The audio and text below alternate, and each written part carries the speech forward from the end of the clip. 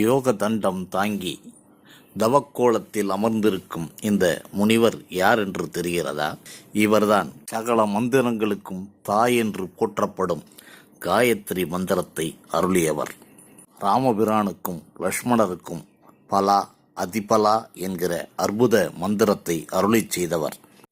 முனிவர்களில் ராஜ ரிஷி என்று அழைக்கப்படும் விஸ்வாமுத்திரர் வசிஷ்டர் வாயால் பிரம்ம ரிஷி என்கிற பட்டத்தை பெற்றே தீருவது என்ற வைராக்கியத்தோடு தவம் செய்த தொடங்கிய விஸ்வாமுத்திரர் தவம் செய்ய தேர்ந்தெடுத்த இடம் தமிழ்நாடுதான் என்பதில் நாம் பெருமை கொள்ளலாம்.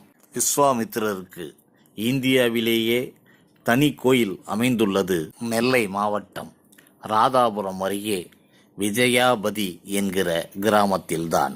நீங்கள் தரிசிப்பது விஜயாபதி விஸ்வாமித்திரர் ஆலய ஆராதனையைத்தான்.